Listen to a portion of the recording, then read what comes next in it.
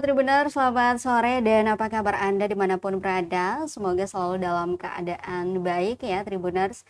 Nah, senang sekali saya Putri Utami kembali menyapa Anda di Tribun Bastory edisi Jumat 17 Oktober 2025. Tribuners, sesuai dengan apa yang kalian lihat ya, seperti yang telah kami sounding di berbagai akun media sosial kami, bahwa hari ini tema yang akan kami bahas adalah jalankan putusan MK LPSK jangkau korban terorisme masa lalu di wilayah Maluku. Nah Tribuners, untuk kalian ketahui ya bahwa putusan Mahkamah Konstitusi atau MK nomor 103 tanggal 29 Agustus 2024 menyatakan bahwa batas waktu pengajuan permohonan bantuan medis, psikologis, psikososial, dan kompensasi bagi korban tindak pidana terorisme masa lalu itu diperpanjang menjadi 10 tahun, yakni sampai dengan 22 Juni 2028, terhitung sejak Undang-Undang Nomor 5 Tahun 2018 tentang pemberantasan tindak pidana terorisme ini diberlakukan. Nah, sebelumnya itu diperpanjang hanya selama 3 tahun ya, dari terhitungnya 2018 sampai dengan 2021. Jadi sudah diperpanjang lagi ya, nambah 7 tahun jadi 10 tahun ya Tribuners. Dan karena mungkin belum banyak yang kemudian tahu, maka LPSK selaku lembaga yang berwenang ini tentu merasa perlu untuk melakukan sosialisasi untuk kembali menjangkau korban ataupun keluarga korban dari peristiwa terorisme masa lalu. Dan yang mungkin belum sempat mengajukan permohonan bantuan serta kompensasi. Dan Maluku merupakan salah satu wilayah yang menjadi tujuan dari LPSK untuk melakukan sosialisasi ini Tribuners. Dan untuk membahasnya ya, kami sudah kedatangan narasumber saya Tribuners, tapi sebelum kita berkenalan, saya mau mengingatkan untuk Anda yang mungkin punya pertanyaan seputar tema, silakan di komen, ditulis komentarnya di kolom komentar karena kami live di kanal YouTube Tribun Ambon News Tribuners. Jadi silakan aja. Langsung saja Tribuners sudah hadir di studio tribunambon.com, tepatnya di Jalan Insinyur M. Putuhenda, Desa Rumah 3, Kecamatan Teluk Ambon, Kota Ambon, Maluku. Sudah hadir Pak Mahyudin ya, Pak Mahyudin selaku Wakil Ketua Lembaga Perlindungan Saksi dan Korban atau LPSK. Selamat sore Pak Mahyudin, apa kabar? Baik Mbak Putri. Gimana nih Pak, rasanya datang ke Ambon dari Jakarta berarti ya Pak ya? Iya, langsung dari Jakarta. Berarti ini pertama kali datang ke Ambon? Sudah sering sih ke Oh Ambon. sudah sering, Oke. Sudah seberapa sering? Ini kali keberapa Pak? Kalau tidak salah 3 apa keempat ya ke sini. Dalam Oke. rangka berbagai kegiatan, Mhm. tugas. Oke. Pak, sebelum kita membahas lebih jauh lagi mengenai tema kita hari ini, mungkin bisa dijelaskan dulu kepada Tribuners ya, pemirsa kita gitu, yang mungkin belum tahu. Bisa dijelaskan dulu siapa saja yang kemudian dimaksud sebagai korban terorisme masa lalu, dan apa saja hak-hak yang bisa diakses oleh korban terorisme masa lalu ini, Pak.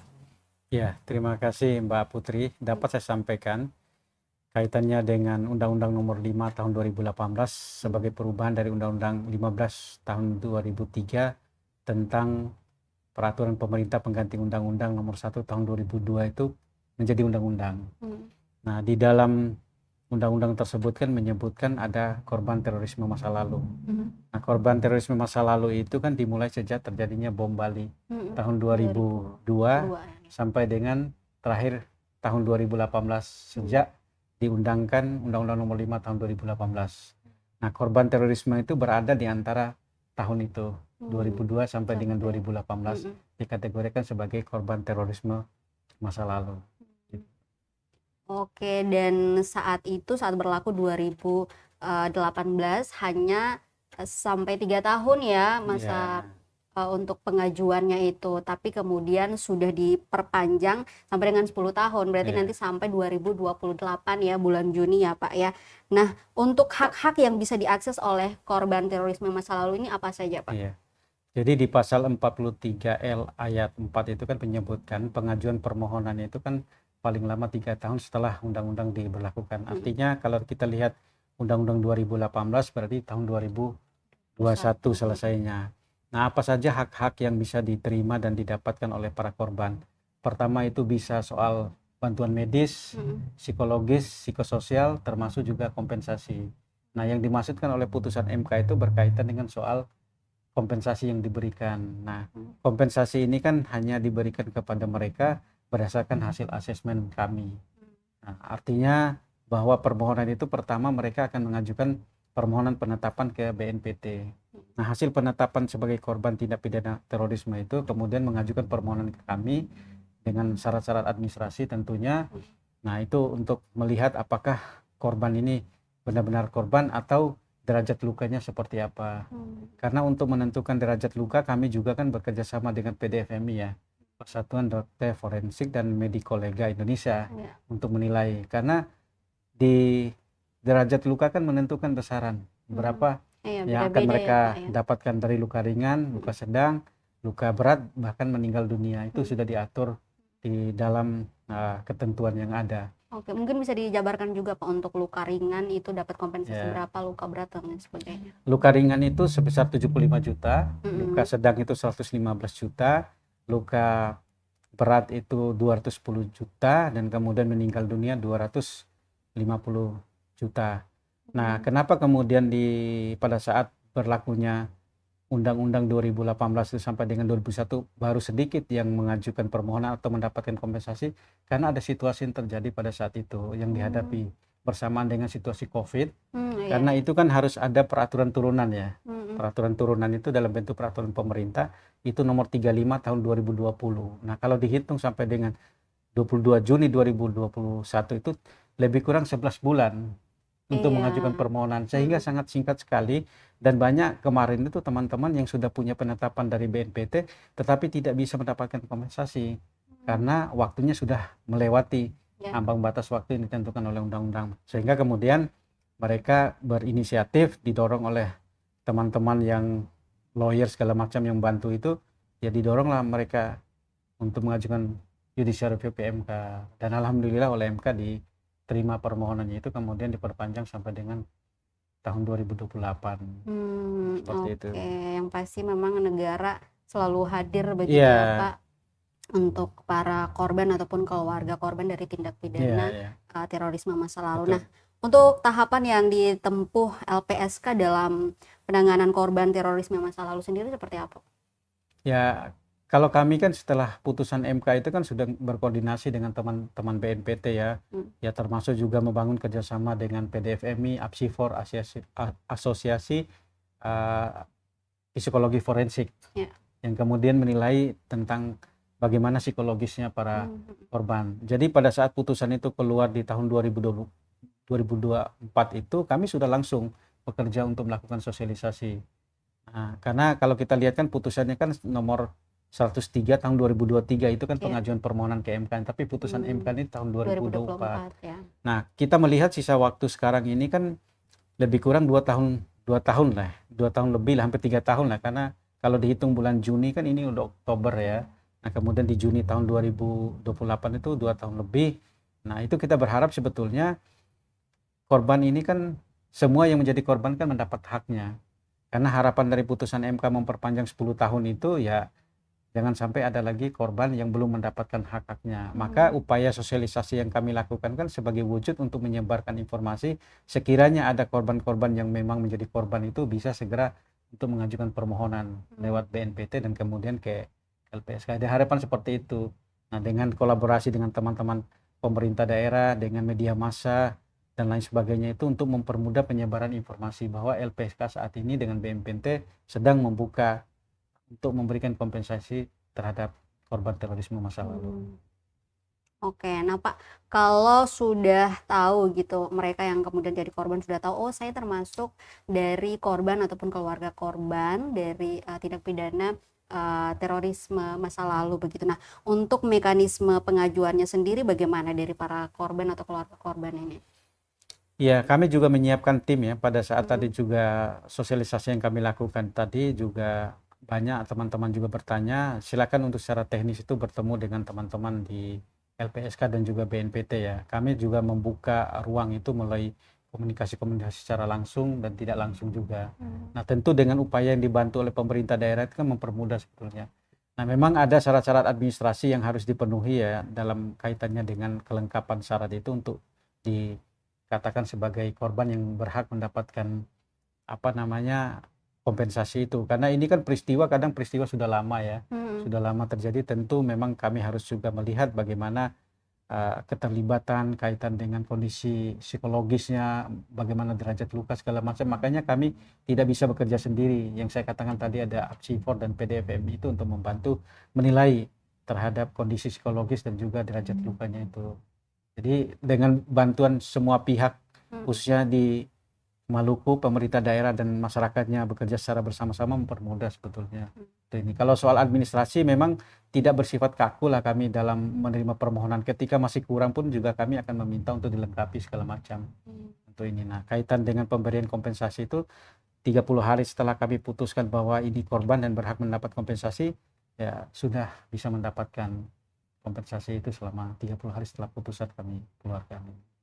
Oke. Nah, untuk Maluku sendiri ini wilayah ke berapa Pak yang kemudian dijangkau untuk sosialisasi dari putusan MK ini?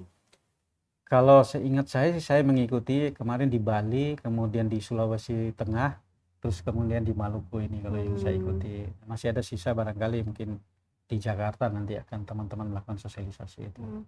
Nah, untuk daerah-daerah yang kemudian dilakukan sosialisasi ini apakah memang di seluruh Indonesia atau seperti apanya? Beberapa daerah tertentu? Ya tertentu aja pilihan. Tidak semua daerah kami melakukan sosialisasi dengan berbagai pertimbangan sih yang kami lakukan. Jadi sangat terbatas, tidak semua daerah untuk kami melakukan sosialisasi. Oke.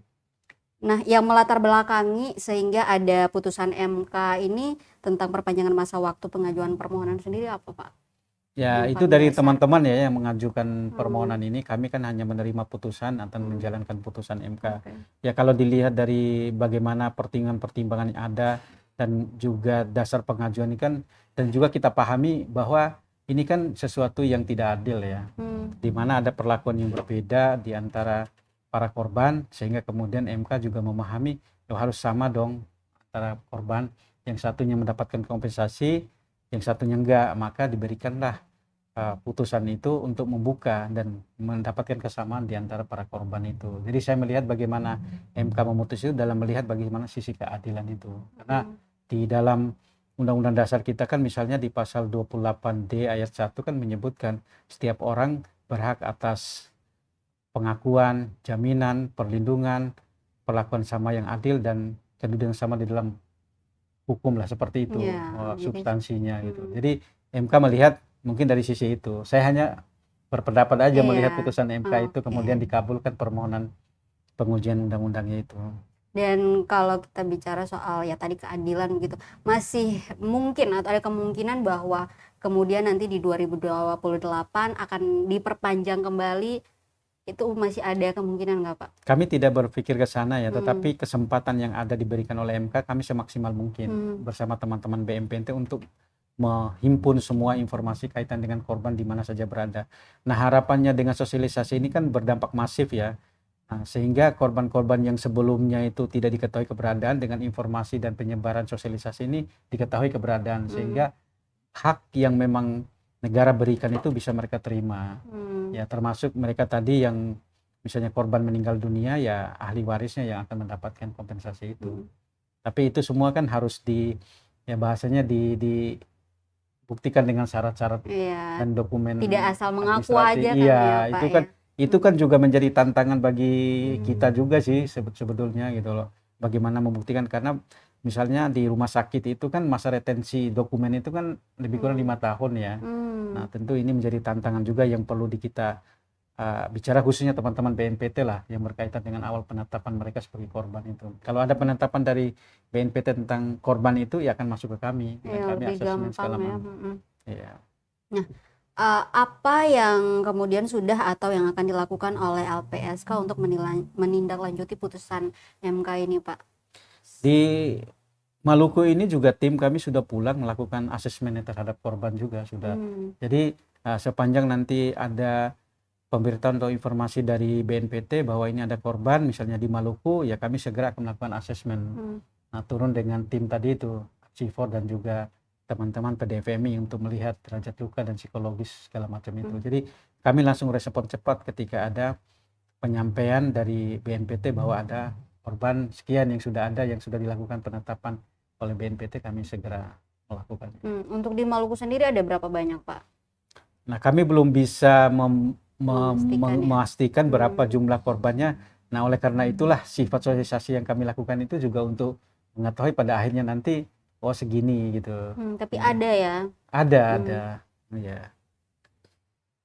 Oke. Dan untuk yang sudah mendapatkan kompensasinya sendiri sudah ada berapa banyak, Pak? Kalau di Maluku itu ada 6 orang yang sudah mendapatkan, itu sudah lama terjadi ya, sebelum saya juga bergabung di LPSK. Peristiwa apa aja tuh, Pak? Itu yang belum saya dalami secara lebih lanjut, tapi yang jelas datanya sudah ada 6 orang yang menerima kompensasi itu di masa lalu. Ya mungkin juga belum banyak yang tahu, Pak ya. Iya, gitu. betul, Mungkin betul. yang diketahui itu biasa yang peristiwa yang besar-besar seperti terjadi di Bali waktu itu, Iya, di Bali. yang begitu. Tapi kalau yang tidak terlalu ini mungkin tidak terlalu terinformasi begitu ya, Pak ya. Iya. Oke, nah dari pengalaman penanganan korban terorisme masa lalu ini, Pak, beberapa waktu yang sudah dilakukan, apa sih tantangan paling besar yang dihadapi, kemudian bagaimana menyikapinya?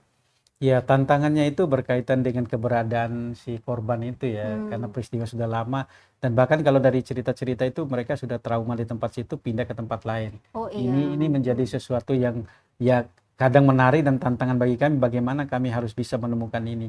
Nah, bahkan keberadaan teman-teman sahabat saksi dan korban juga turut membantu sebetulnya untuk mencari informasi dan menghimpun semua data-data berkaitan dengan keberadaan si korban itu. Jadi ya berbagai instrumen yang kami gunakan untuk bisa mohon maaf mencari gitu korban itu di mana berada kalaupun memang kesulitan gitu.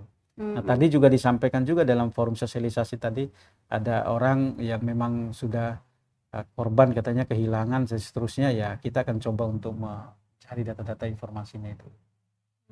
Dan apalagi kalau mereka yang sudah move ke tempat-tempat yang kayak misalnya susah sinyal kayak gitu-gitu kan susah sekali untuk dijangkau. Makanya salah satu caranya ya dengan melakukan kolaborasi dengan pemerintah daerah ataupun media seperti ini ya, Pak, untuk bisa menjangkau korban ataupun keluarga korban dari tindak pidana terorisme masa lalu ini.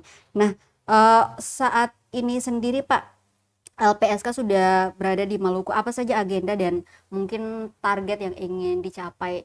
By the way, dari kapan nih ke Maluku dan sampai kapan? Ya, kami sih fokus hanya untuk sosialisasi ya, termasuk juga hari ini di Tribun ya. Ini juga menurut kami sangat membantu juga untuk menyebarkan informasi kaitan dengan upaya sosialisasi. Nah, barangkali nanti ada pemirsa atau yang mendengarkan diskusi kita ini baik secara langsung atau tidak langsung nanti tentu juga akan bercerita ataupun mereka pernah mendengar ada korban di daerah mereka atau di sekitar mereka bisa langsung memberitahukan ke kami. Ini sangat membantu sekali. Makanya ini yang kita harapkan, kerjasama semua pihak itu untuk memudahkan memberikan jawaban terhadap tantangan yang dihadapi oleh kami dalam proses pemberian kompensasi ini. Oke, berarti sampai hari ini ya kemungkinan besok udah balik dan nanti menjangkau daerah-daerah lain juga ya, Pak ya? Iya. Betul. Oke, nah selain media, kolaborasi dilakukan juga dengan pastinya pemangku kepentingan yang ada di Maluku. Nah, bisa diceritakan mungkin sudah ada kolaborasi seperti apa yang dilakukan dengan pemerintah daerah, Pak? Ya, kalau untuk kompensasi korban terorisme masa lalu itu kan baru tadi pagi itu aja sih. Tapi kalau untuk yang lain kan ada layanan-layanan lain atau tindak pidana lain yang juga menjadi tanggung jawab LPSK dalam memberikan perlindungan ya. Ini kan korban terorisme ini kan salah satu perlindungan yang kami berikan, tetapi juga ada tindak pidana lain yang kami jalankan berkaitan dengan tugas dan kewenangan kami. Jadi kalau untuk terorisme ini ya baru ini kami sosialisasikan sehingga bisa membuka berkaitan dengan informasi ini sih kepada khususnya pemerintah daerah dan juga masyarakat di Maluku. Ya. Oke, intinya segala cara yang kemudian bisa mempermudah pasti Iya, dilakukan ya oleh betul. LPSK. Nah, Pak, kita mau lihat dulu apakah sudah ada pertanyaan yang masuk di YouTube kami.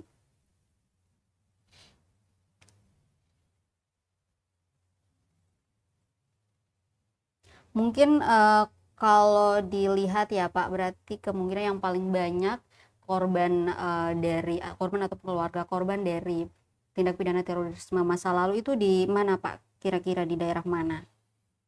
Iya, belum bisa kami pastikan ya. Hmm. Termasuk di Bali aja yang begitu besar itu kan juga korbannya banyak yang dari luar negeri ya. Nah, Hmm. pertanyaannya juga tadi di forum sosialisasi yang kami lakukan, apakah korban dari luar negeri itu juga ditanggung oleh LPSK? Nah, jawaban kami sepanjang itu peristiwanya ada di Indonesia, korban baik dari luar negeri pun juga kami tanggung untuk berkaitan dengan kompensasi ini kami berikan. Nah, kami juga sudah eh, apa namanya berdiskusi dengan teman-teman BNPT dan juga beberapa KBRI ya untuk melakukan penjangkauan terhadap teman-teman yang ada di luar negeri itu. Kami Hmm. upayakan kerjasama di situ ketika ada korban yang memang dia jadi korban terorisme di Indonesia. Hmm. Oke, ataupun yang misalnya warga negara Indonesia tapi sudah pindah warga negara juga tetap masih bisa mendapatkan kompensasi. Iya, tapi kita akan lihat nanti kalau di negaranya sudah memberikan kompensasi maka kita nggak memberikan. Kita nggak boleh Hmm. double gitu. Oh iya iya. Nah, kalau dia belum mendapatkan dari negaranya kita akan tidak akan Hmm. memberikan. Hmm. Jadi seperti itu. Jadi tidak boleh double gitu. Nah, Hmm. kita benar-benar bekerja sama juga dengan teman-teman kedutaan dan KBRI itu berkaitan dengan mereka ini seperti apa sih posisinya, apakah sudah mendapatkan bantuan dari negaranya atau tidak. Itu menjadi informasi bagi kami untuk menindaklanjuti terhadap mereka ini berhak atau tidak untuk mendapatkan kompensasi itu. Hmm. Untuk dana yang disiapkan oleh negara sendiri, apakah memang ada angka tertentu atau memang ya dijangkau semuanya begitu tidak ada batasannya, Pak? Ya, itu tadi kan beberapa peristiwa yang terjadi di Indonesia kan kita akan melihat ini korban ini terjadi tindak pidana terorisme di mana dan sebagainya, yaitu yang kita jangkau. Nah, soal anggaran itu memang diupayakan oleh negara pasti ada untuk pemberian.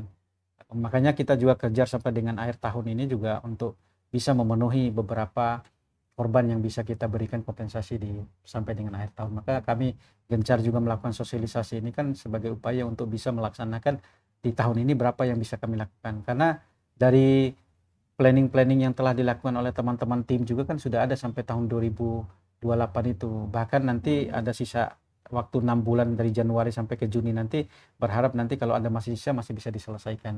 Jadi target kami itu untuk waktu dekat itu bisa diselesaikan semua. Oke, dari 2024 ya terhitungnya semenjak diperpanjang hingga saat ini sudah berapa banyak Pak yang dijangkau, berapa banyak korban, kemudian untuk anggarannya sendiri sudah berapa banyak? Ya, ada beberapa yang sudah ditetapkan yang kemudian lakukan proses ya, termasuk teman-teman yang ada di Sulawesi ya, Sulawesi Tengah dan seterusnya sudah dilakukan asesmen ya.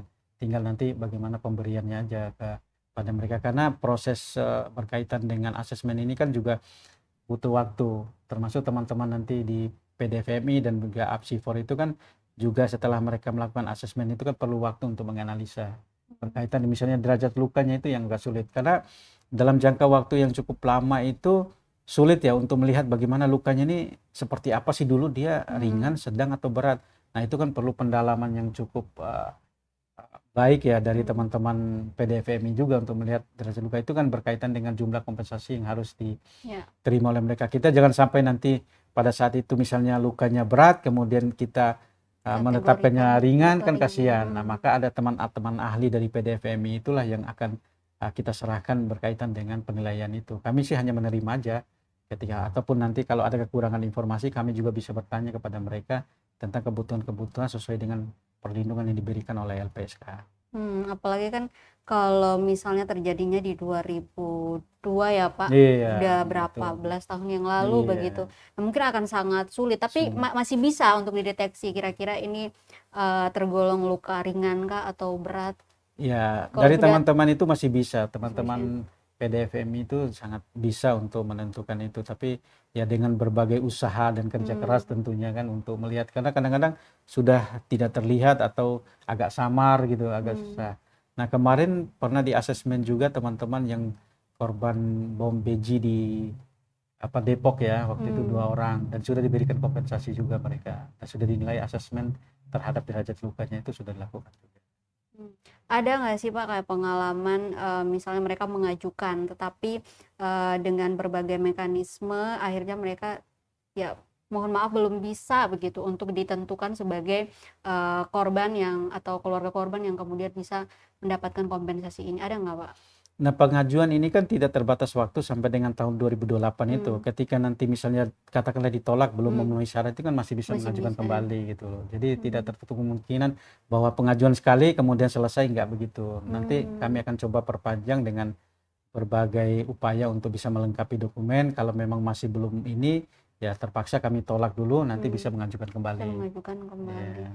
Oke, yang penting jangan pura-pura gitu ya Pak Nah, untuk mendapatkan kompensasi. itu yang memang kita jaga bersama ya, karena ini kan kaitan dengan bagaimana kerja yang kita lakukan itu benar-benar harus pada tepat sasaran lah gitu. Itu sih yang kita. Maka dengan harapannya itu sekali lagi dengan sosialisasi yang kita lakukan itu benar-benar tepat sasaran. Oke, kalau untuk mereka yang mungkin Pak udah nggak mau, misalnya udah nggak mau terlibat karena mungkin ada trauma, tidak mau membahasnya lagi dan mungkin sampai mengambil keputusan nggak usah lah agak ribet atau gimana pendapatnya Pak? Ya kalau kami sih kan nggak bisa memaksakan ya, itu kan hak setiap orang. Nah negara kan berusaha untuk hadir memberikan bantuan atau meringankan beban atau ada perhatian negara yang bisa diberikan. Nah ketika nanti misalnya ada contoh kasus korban menolak seperti itu, kami juga nggak bisa memaksa. Ini adalah hak yang diberikan oleh negara. Nah ketika mereka ingin menerima haknya, silakan lakukan sesuai dengan prosedur yang sudah disiapkan oleh BNPT dan LPSK seperti itu. Jadi tidak bisa kami Tidak ada paksa mereka paksaan. untuk harus terima, harus ikut, tidak seperti itu ya. Oke, berarti ini nanti sosialisasinya sampai kapan Pak? 2028 sampai selesai Iya, atau? tetap sambil berjalan nanti sosialisasinya. Ya, barangkali untuk tahun ini tinggal 1 kali lagi itu yang saya bilang di Jakarta itu. Jadi untuk menjangkau di daerah Jakarta untuk lakukan sosialisasi.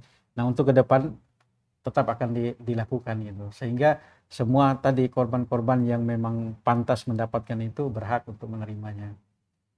Oke, Pak mungkin terakhir Bapak sendiri langsung ya menyampaikan mungkin untuk ada di sini di antara Tribuners para korban ataupun keluarga korban dari tindak pidana terorisme masa lalu yang mungkin belum tahu mengenai putusan MK ini. Silakan Pak, apa yang mau disampaikan? Iya, terima kasih Mbak Putri. Dapat saya sampaikan bahwa kami LPSK dan BNPT saat ini sudah melaksanakan sosialisasi tepatnya tadi pagi kepada pemerintah daerah dan juga unsur masyarakat untuk menyampaikan hasil atau putusan MK nomor 3 tahun 2023 tentang perpanjangan masa waktu pemberian kompensasi.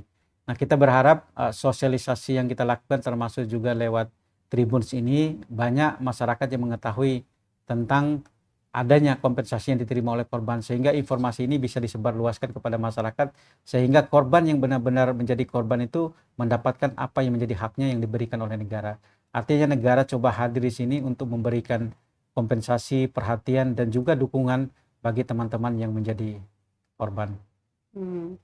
Oke, baik. Terima kasih Pak Mahyudin Sama-sama. sudah berbagi informasi bersama Tribuners di Tribun Bahas Story hari ini. Sukses terus untuk berbagai kegiatan selanjutnya. Amin. Dan udah berapa hari di Ambon, nanti balik lagi ke Jakarta ya. Iya. Selamat menjalankan tugas. Iya, Sekali lagi sama-sama. terima kasih. Dan Tribuners, semoga apa yang kami bahas tadi bisa menjadi informasi baru untuk kalian yang mungkin di sini ada para korban ataupun keluarga korban atau yang mungkin mengenal ya korban dan juga keluarga korban dari tindak pidana terorisme masa lalu ini bisa memberitahu atau membagikan informasi ini. Dan ya tadi ya tentu negara hadir untuk memberikan hak-hak kepada setiap warga negaranya, salah satunya ya terhadap korban dan juga keluarga korban ini. Oke Tribuners, akhirnya saya Putri Utami pamit. Kita ketemu lagi di Tribun Bahas Story edisi berikutnya. Selamat sore, sampai jumpa dan amato. Download Tribun X sekarang. menghadirkan lokal menjadi Indonesia.